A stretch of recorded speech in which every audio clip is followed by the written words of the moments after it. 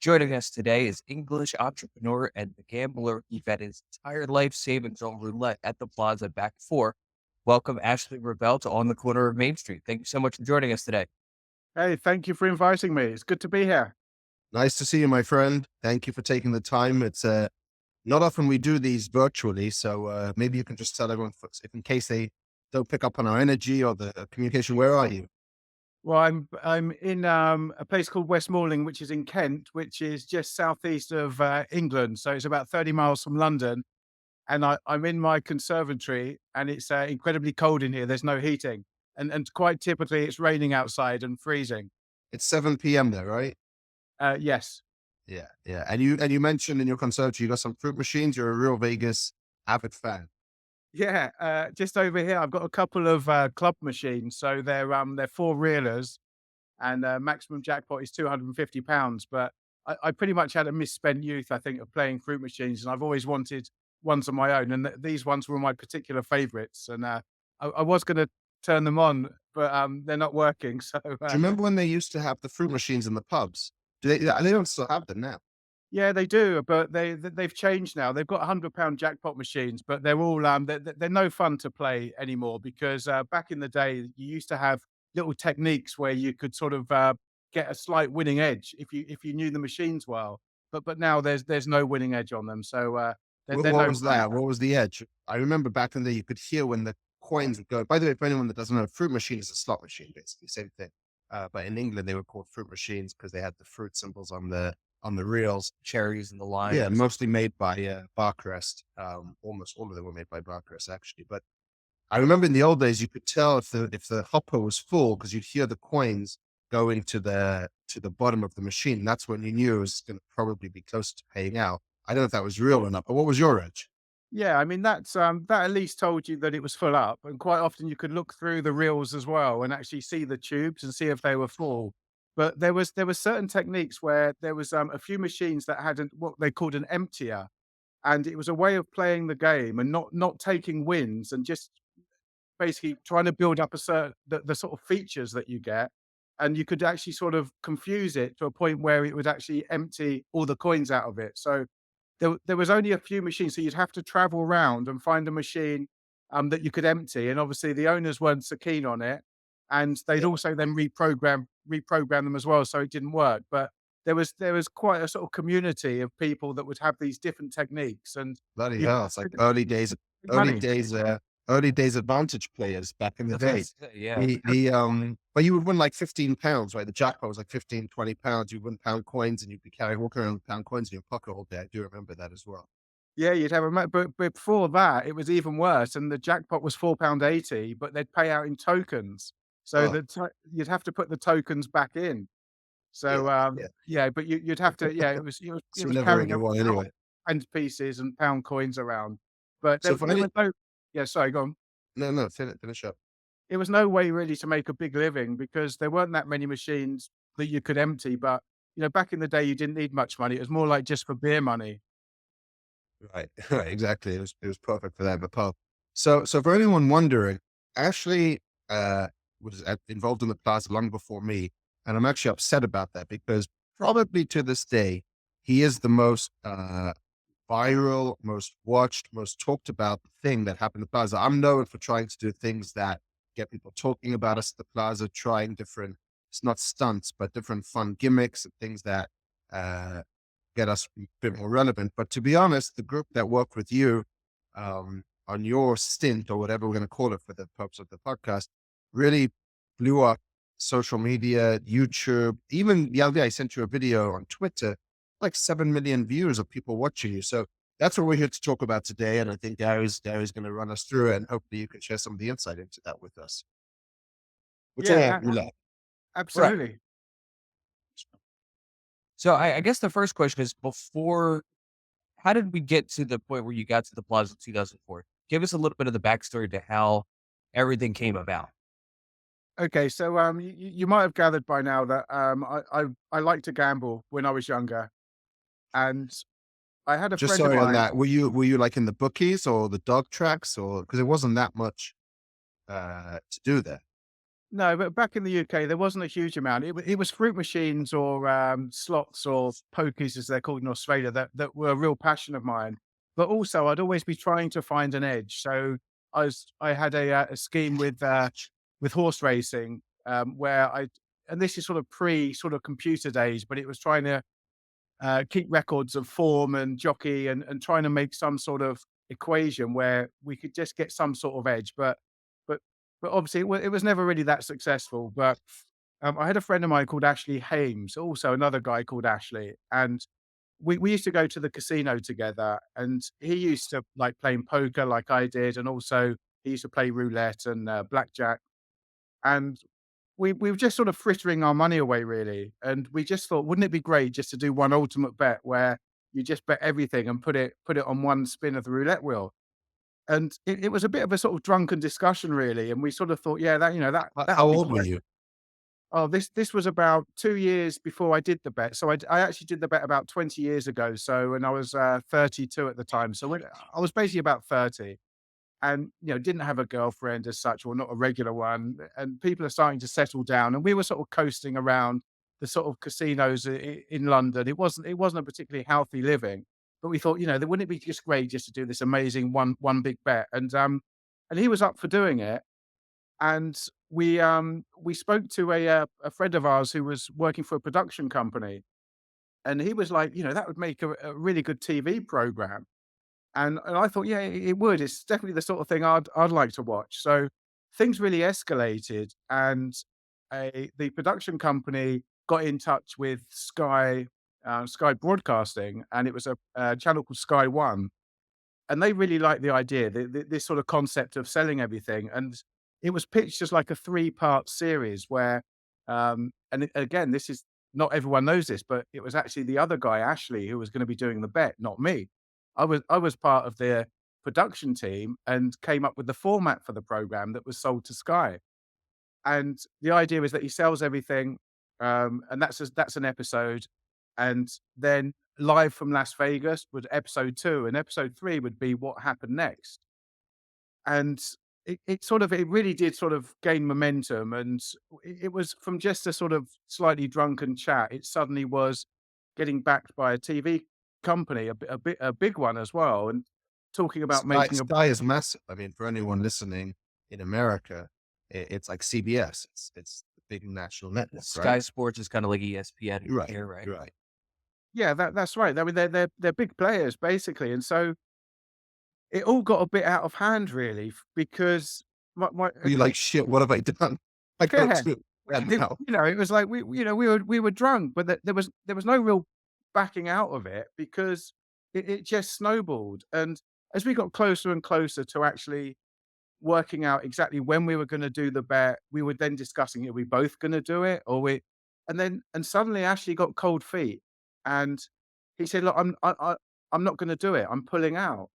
And this was at the stage where just being commissioned by Sky, they'd started to schedule in when the 3 parts it started Sorry, to actually actually, me. was the idea always a big bet, or was it sell your life savings and put it all on a big bet? Yeah, the bet was always sell everything. It was always that ultimate bet of absolutely everything you owned. And I think that's why Ashley pulled out, because he had more to lose than me. He had a really nice flat in London that was worth a lot of money, because he used to be a TV presenter. He worked on a program called Sin Cities, which was on the Bravo channel, and he used to go tour around Europe looking at the sex industry basically. And he did really well out of it. And he basically, look, Ash, I'm pulling out. And I was like, why? He goes, well, because I'm going to lose. And I'm like, "Well, what do you mean you're gonna lose?" He goes, "Well, I've just got this feeling." And obviously, it's not something you can go into if you've even got an inkling that you're gonna lose. So suddenly Wait, it's like, well, Ashley, this is the same guy that you would go to the casinos with? You just thought he was going to lose? Why did you take him to the casinos in the first place? well, well, yeah. I mean, he's a good friend of mine. I mean, there's one thing losing a few hundred dollars in a night out, and it's another thing to actually lose everything that you own, Your life including your savings. flat and everything. So it was too big a bet for him, and he got cold feet, and obviously he didn't think he was gonna win, so that was that. He pulled out. I was still well up for it, So in the end, it was just me that did the bet. And what was So it always going to be roulette, or were you talking about maybe a hand of blackjack, or was it always red or black on roulette? yeah, it was always going to be roulette. I mean, we even thought about the program name of calling it red or black. Um, and it's more visual. It's a simpler decision, I think, and people the watching get it. You know, you understand red or black. It's pretty straightforward. So it was always going to be roulette. So Would you have done it on a 000 roulette table? I wouldn't even have done it on a 00 roulette Right, table right, right. because obviously part of the deal when I did the deal with the Plaza was that obviously they had at that point, there was no single zero roulette tables in Vegas, I don't think. I think you guys were the first, but that was way after this bet. You mean And 00? yeah, sorry, yeah, there was no double Right, right, right. there was no single zero roulette tables. There was always a single zero and 00. So, obviously, if I'd done it in Europe where there's a single zero, that would have been in my favor. So the deal was if it landed in 00 when I did the spin, it would be classed as a no bet and we'd get to spin again. Really? Yeah, so that was part of the arrangement. Did you not know That's that, Jonathan? Is that news to you? No, but I wasn't here at the time, and I wasn't running the casino at the time, so it was all, I just heard about this. I watched on Sky One when I was still in England. This was long before I only came out here in 2007. So this was before my time. But you mentioned, when you were negotiating with the Plaza, who did you choose the Plaza? Did the Plaza choose you? Did Sky choose? How did it come to be at the Plaza? Or did you Well, try other places first? yeah, strangely enough, it was actually going to be at the um, Hard Rock Casino. So it was all down to be there, and even on the day before the bet was, due to take place, with all the cameras set up, the Hard Rock Casino, pulled out. So And and why did they? Was it to do with the idea of bad press around someone betting their life savings and selling everything they own? Is that what was to do with, or what was the basis of pulling out? yeah, I never really got to the bottom of it. I think they'd had so much publicity leading up to it anyway, so they'd already got that out of it.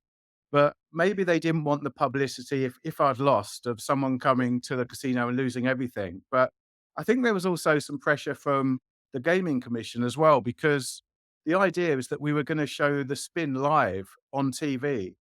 And I think people started to open a book on it, or people were going to bet on it. And I think because that wasn't controlled by the gaming commission, I think they may have got put some pressure on. So the day before the bet, suddenly we're out, without a place to do the bet, and the the crew, the production company, I think, quite desperately started to look for some place to put it on, and then out of nowhere, and I don't know if you know who this guy was, Jonathan, but they said the Plaza stepped forward. They want to do it, so I went down to the Plaza and I met this guy.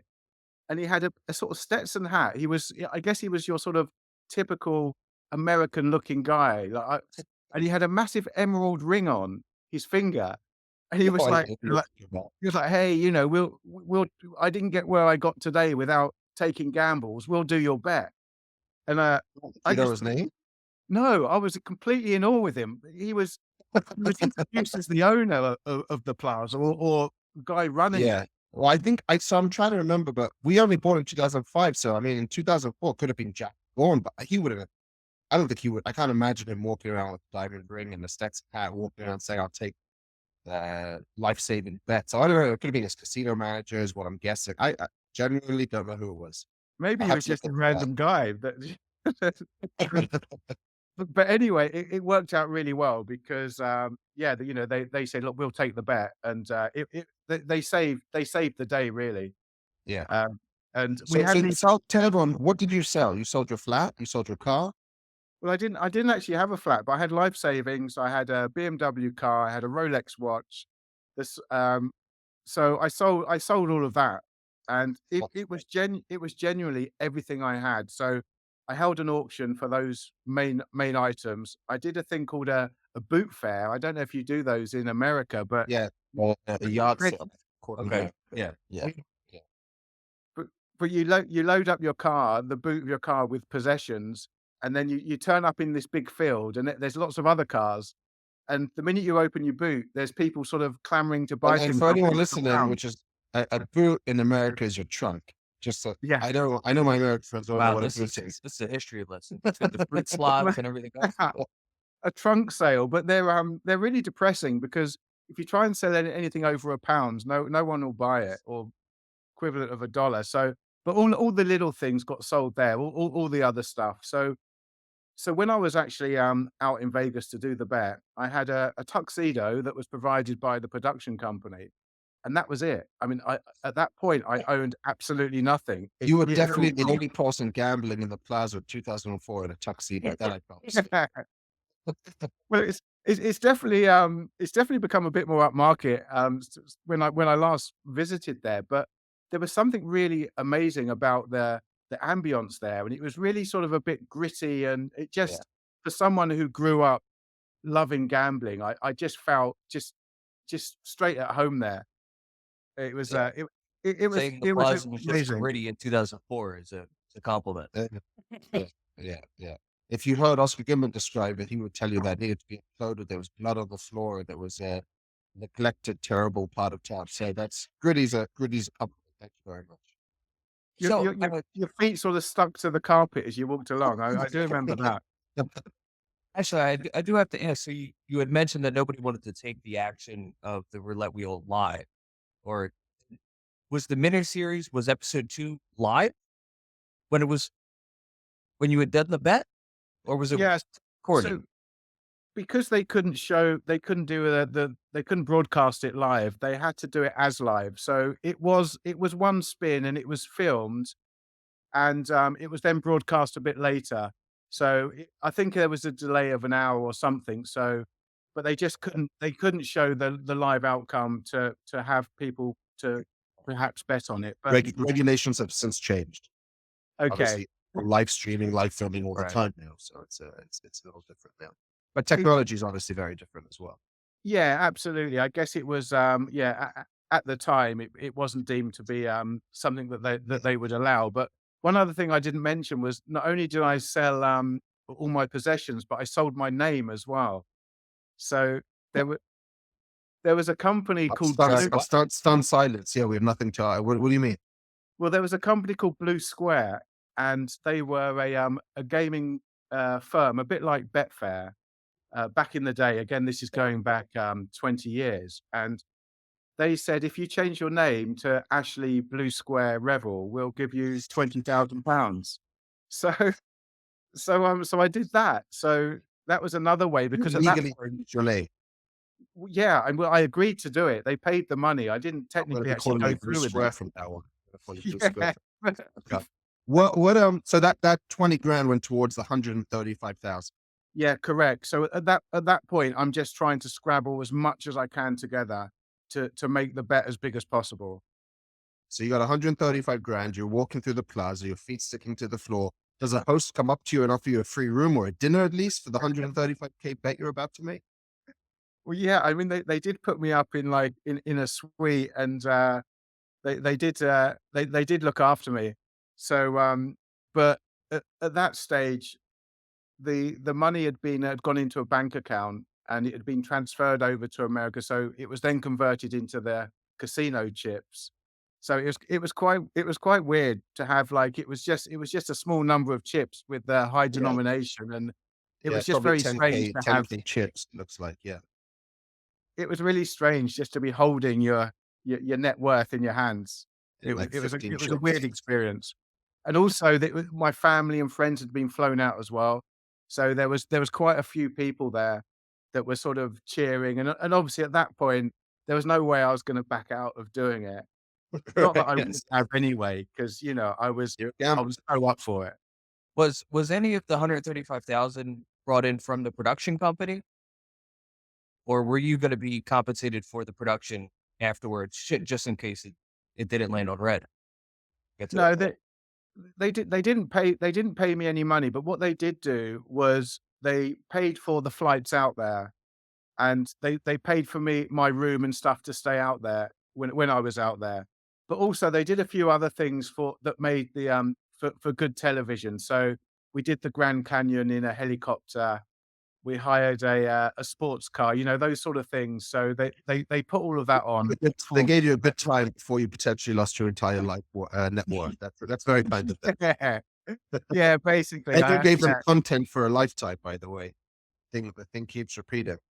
I think they did all right out of it, but the thing is with the content is, everyone seems to have been jumping on the bandwagon, and that you mentioned there, Jonathan, it had like 6 million views. Last time I looked, it had 35 million views, and that was last But that's week on. probably YouTube. I'm just talking about one Twitter post that went viral just like last week. Your YouTube videos probably had 35 million Well, views, right? no, the YouTube clip has had about 5 million in the 20 years it's been up there, but the one that was on Twitter went up to 35 million views, Oh wow. which is It's just probably yeah. combined with TikTok Yeah. and all the Which other is just stuff. incredible, Right. and it's, yeah, it still resonates even today. I mean, obviously, I don't look like I did. I'm 20 years older, so even though a lot of people have seen the bet and have heard about it, I obviously don't get recognized, but people, when they know about it, it's like, so many people have heard about it. It's quite amazing. 35 million views. This is we'll post this clip on the podcast. So you end up putting 135 grand on red. Did you know you were choosing red, or was it an instinct feeling once the ball starts moving? What's going on over there? Yeah, take us through that process before it lands on 7 red. Well, in the back of my mind, I'd always had an idea that I'd bet on red. That was always going to be what I would do, but I was also hoping for some sort of divine intervention as I approached the wheel, just sort of trying to get some sort of vibe about whether I should change my mind, and I didn't get that. I didn't get any feelings at all. So it was just a natural instinct when the croupier span the ball round, and one other point as well was, I had to make my decision within 3 spins of the ball going round. That was one of the other rules that they'd set. So I didn't have much time to think about it. So I think there was there was a bit of, sort of people wondering what this bet was all about, and, is there a scam element? Am I trying to scam it? There was a bit of mistrust Yeah. there. Yeah, I'm And sure. that was why I had to make the quick decision, so that maybe they thought I had some sort of super brain that could start working out exactly where the ball was gonna land given enough time. I wish I did, but, so I didn't have much time to Well, think about it. we have had some episodes more recently, but you chose this roulette table within like sounds like 24 hours of knowledge. But we just had a guest on Billy Walters where he talked about wheel bias and you know s- figuring out zones that the balls are going to land, and he beat Steve Wynn for like $4 million on the roulette table, and Wow. that's all to do with wheel bias. Maybe they thought you had studied the table and figured out a bias, but if you're just choosing red or black, there's no bias in that. Exactly, and I hadn't seen the table before, I didn't know what table they were gonna use, but I think there was, some, a team from Eastern Europe that were going around with the electronic devices in their shoes Yeah, and were yeah. clicking, and I think they thought maybe I was part of that or something. I don't know, but it didn't matter to me. How many spins, I was gonna be going red. So I have to ask the question, what would you have done if it landed on black? What was the plan if you had to start from 0 at 30 years old, going back home? It it doesn't even bear thinking about. Cool. Now, do you think the clip would have been as viral being a I loser? I think it would have gone even more viral.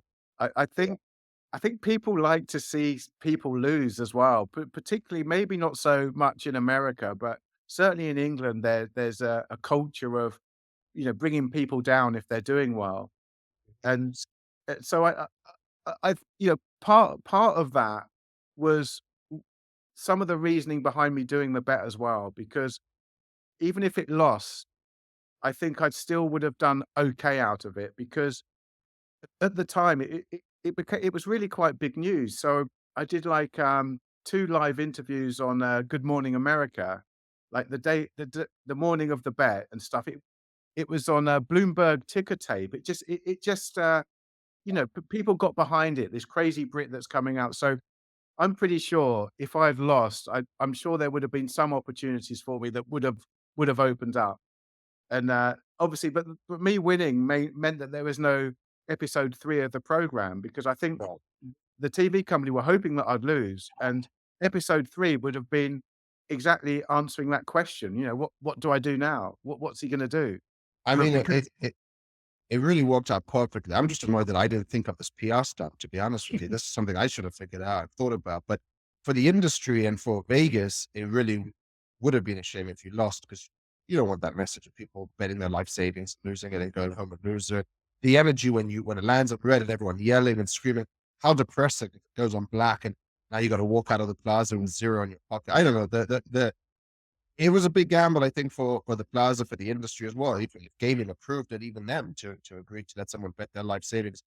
I'm guessing the table limits plaza then won $135,000. So someone agreed to raise the limits, take the action, which again, you know, they lost the money, but I think for the PR worth, the messaging of it was great. Not that anyone would ever encourage someone to do what you definitely want to be public about that. And you would well, probably never advise if you had kids today to do what you did. well, I don't know. I mean, it didn't work out too bad for me, and I'm really surprised that in the 20 years since, no one else has done it because I'm sure there's a lot of people who walked away from Vegas empty-handed, no money in yeah, their pockets, just not on a grand stage like you have. no, but it's there to be done, right? And I'm sure a TV company would pick it up, but we did actually were in discussions with Fox Network and selling them the rights to Double or Nothing. But they realized that there was a bit of an issue because in the UK, you don't pay tax on gambling winnings. They're completely tax free. But I believe in America, you have to pay something like 50% tax. And the issue is if you sell all your possessions and you generally get half of what they're worth anyway, because it's secondhand, the stuff that you're selling. And then and then you can double up, but it just gets you back to where you were in the first place after you have to pay the 50% tax. Plus, So now with reality TV, you wouldn't know what's real and what's fake if it was to come back and not happen again. I mean, your story was genuine. It was true. It was 2004. It was long before a lot of that scripted reality television came to be. You're kind of the pioneer of reality TV. well, I don't know. I don't know if I can particularly wear that crown, but even You yeah, gave people them to you, do. so wear it. Yeah. Okay, I'll take it. Thanks. Yeah, and on the tax thing, it's a little more technical than that. There are thresholds, and obviously your bet with the threshold, but there's other things to consider for that. But I'm sure you had good tax advice when you were coming out here Well, the tax advice was don't worry about it. You don't have to pay any. But because of the UK. um, yeah, being a UK citizen. So, but but then strangely enough, I did win I played the slots when I was out there, and I did win like $1,000 or something, and then 1200, 1200. 1,200. How do you know? Because that's the threshold, the tax Okay, for slot right, machine. that'll be it. Except for like So table games, yeah. I didn't actually get 1,200. I got a form to fill in, and but I had to claim it back, but I never did. Anything over So 1200, any 1201, and you're filling out a form. So if you win 10,000 or 1201, you're filling out a tax form for a slot machine, but you do get offsets on your gambling okay, losses. right. I think Yeah, there might be some money due to me for that because yeah, I never yeah. did. I never did bother with it, but I never claimed it back. but even to this day, I mean, if you read the comments on the on the video clip or on people think it's a fake. People, some people think it's a scam because people, and I think that's why it still resonates to this day because people look at it and think, could I do that? How much would I? It makes you question how much am I worth if I was actually to sell everything, and it also, was it real? Why? So I think that's why it's still even today is still getting Yeah, views, and because yeah. no one's done it since as well, or has done that real genuine. I'm selling everything and I'm going to win. I mean, that was another thing I So was telling. what happened when you went back home? Were you like the local celebrity now and the pub owner was like, "You buying us drinks?" Well, amazingly, I was a guest on the Jimmy Kimmel show Wow. after winning. So I went out to Hollywood to do that. I I the Plaza looks after me. They gave me a really nice room and I stayed in Vegas for about 3 months, but I think I think they maybe have trying to get their money back Right. from me. Did you play it all? Well, I I did a bit because it's, that the whole idea was that, it's one bet to end them all, and after that, no more gambling, but, you're in Vegas, what are you gonna Well, do? And I played in the World Series of Poker, that was always something that I'd wanted to do, so nice. that coincided, so I did that. That was a lot of fun.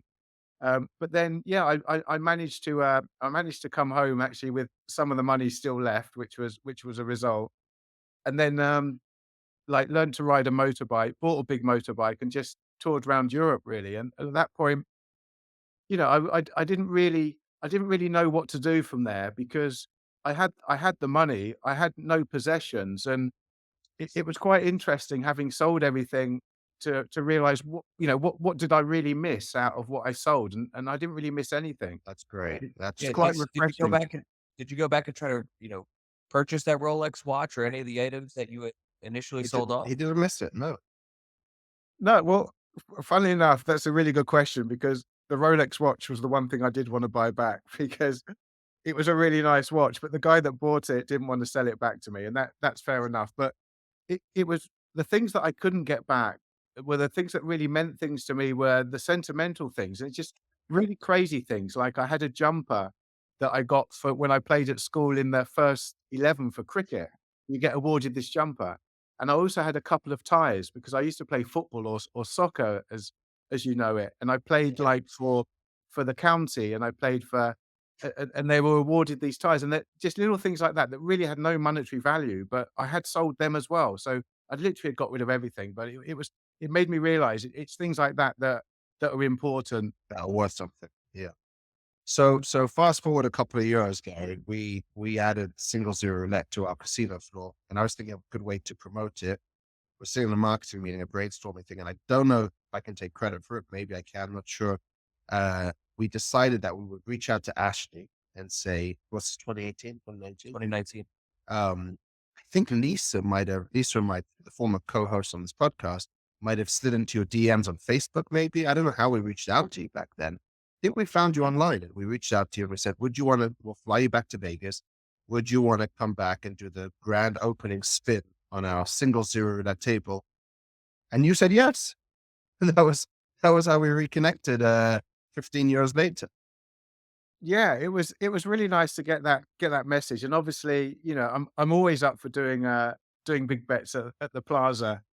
And Yeah. it's a lucky place for me, but I really had to consider it because I sort of, the more times I do these big bets, obviously something bad's going to happen at some point. I'm really pushing my luck, and winning that bet, the initial one, it gave me a reputation of being lucky. Everyone thought, "Oh, you're so lucky." You're, and that I like that. I felt lucky, and It's better to be lucky than good. well, that's true. That's what they say, right? So Right. I really had to think about going back because, I'd originally said, "Look, I'm gonna win. I'm gonna bet everything and I'm gonna win," and I did. And to do it again then sort of it could have, gone bad, but fortunately, that one won as well, and I stuck with red, which is You which did, is yeah. lucky. Yeah. Um, so yeah, that was a really great experience as well. I mean, it was brilliant to go back to the Plaza after that amount of time and What was not have my shoes stick to the carpet. I was gonna say, what are some of the differences you see in the Plaza from 2004 before we got here, to 2019? It's it was just much cleaner.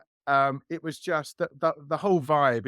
It was more modern. It was, yeah, it was. I mean, think about all the stuff we've done since he was here. That was in the old party pit. We put him in that little glass bowl that Right. today is pink. So the room where you place the bet is today Pink Box Donuts. And we have lines out the door for donuts every day now in that Oh, little space there. So that we've done a lot more improvement since you were even here in 2019. But I guess a lot has changed. That was almost 5 years ago. Yeah. But we still have the single zero roulette table. That has not gone away. I kept that on the floor. and is that proving popular? You know what? It is amongst better players, higher end players, but it's amazing how average person that walks by that table has no idea that single zero is better for you than triple zero. And I go down to the Golden Nugget or some other places and you see triple zero and it's packed. Even here, we have a double zero table next to a single zero. And we often have more people playing on the double zero. Some of them think it's a better chance to hit the green because there's more of them. More numbers to win. No, it's popular, but definitely only with people that understand it and are seeking it out versus the recreational person from Middle America or the East Coast that has no idea what the difference is between them. Wow, that's really interesting, and I guess some people will have double zero as the number they like to bet on, right? So they probably Yeah, oh yeah, think, yeah. well, They you split the kind of zeros. You think that's a good bet? Exactly, in 100%. back in the day, Betfair Online had a no zero roulette wheel. Oh, So yeah, I don't know if you're aware of Betfair. I love that. That's Okay. genius. It's not legal in the US, but I think it's absolutely brilliant. Yeah, it's a great concept, right? And they had a no zero roulette table, obviously, just to get people to set up accounts and to Yeah, gamble with no Betfair downside at all. is a betting exchange where let's say I want to bet on the Patriots and you want to bet on and they're playing against Dolphins. You're the you're laying the Patriots. You're giving me the odds. So it's just a true betting exchange. There's no bookie. Really? It's people against people. They're setting the line, and then you put up the money to take my bet, and I bet it. Or you can bet on anything, but against other people. It's actually brilliant. Huh. It's great. So actually, we appreciate you coming on this podcast. We try to keep our episodes, around the 45 minute mark. And, I'm surprised that we've done 120 of these and we've never had Ashley on Right. because he's a big part of the Plaza history. This is probably the most viral social thing we've done. And funnily enough, Ashley, we have something Ashley and I are now working on. We're going to tease it. We're going to keep it secret, but going to call it Double or Nothing Cafe for now as a placeholder. It's Ashley's idea. He might be moving to Vegas soon enough and Really? living out here again. We'll see. Yeah, I haven't mentioned that to my wife yet, so maybe Oh, yeah. leave that under All right, wraps. we'll keep that part. We'll Yeah, I keep mean, that part quiet. Hopefully, she doesn't listen to this podcast. no, but let's give other people a chance to experience a little bit of what I went through and and and win it all or nothing. So, So but yeah, I don't know. I guess we can't say too much about it because obviously there's going to be a big launch for it, and but Someone will take it right. it's a really unique, amazing concept, I think, and I think it could be amazing. So for this Double or Nothing Cafe, are you going to need the capital? Or are you going to need to sell everything again and do one last bet? Is that the That, plan? that, that nice conservatory is sitting. It'll be a little more expensive than it has to sell all the guys. It'll be a bigger bet. Yeah, I mean, one day I'm even hoping to be able to afford to heat my conservatory. Let's just put it that way. But no, I mean, More it, spins. it's I wouldn't recommend anyone to gamble their entire savings net worth on one spin of the wheel. I mean, it's a pretty silly thing to do, but I guess if you're young, I mean, I've now got two grown up children, a wife, responsibilities, these sad things that really prevent you from doing the things that Stupid fun thing. those adventures. So if you haven't got all those things, then why not?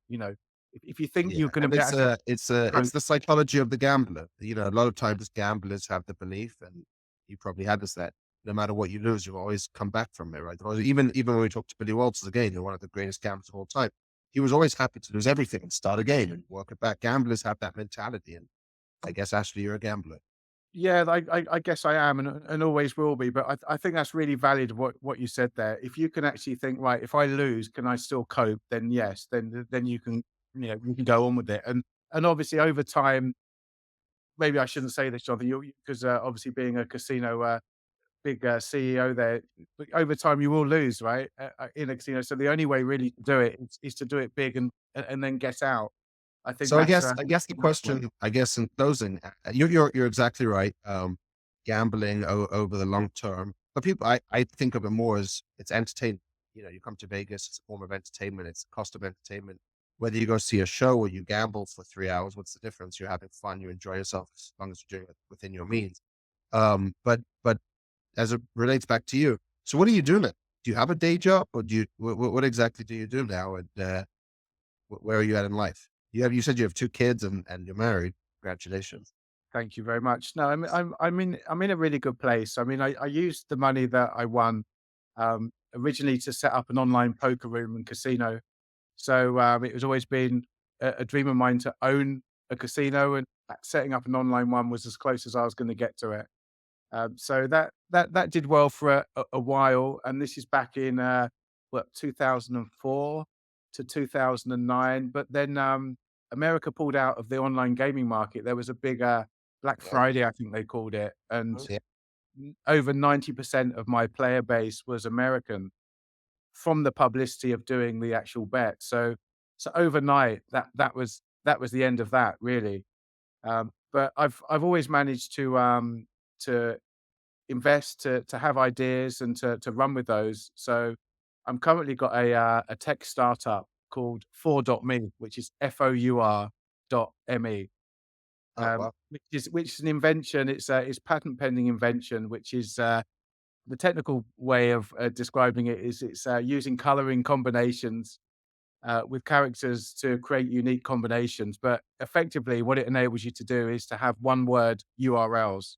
So it's adding color to text really to create combinations, and people can buy these words and sell them. So people already are starting to make money on it, and because it's really just started, you can buy and sell digital assets on there, as well as having incredibly short URLs. Instead of a massive long URL, you can have it just as one word. So that's something which I've set up, which is running, and it's exciting because we're starting to get people coming along that wanting to use that technology for other things. So it's just the start of another part of my journey, really. So, but I'm in a good place. I've got two lovely children, lovely wife, lovely house. I don't really want for anything else. So yeah, I'm in a good place. Well, good man. And thank you again for taking the time to join us here on the podcast and share a little bit of Vegas history and I guess Plaza history. So we appreciate you, man. And great to hear you're doing so well now, 20 years later. It's my pleasure, Jonathan. Thank you for inviting me. And maybe I'll come back to the Plaza to do one last bet or something. Who You'll be knows? back. We're going to make Yeah. this thing happen. You'll be back. Appreciate you. Okay. See you later. Thanks, guys. Bye bye.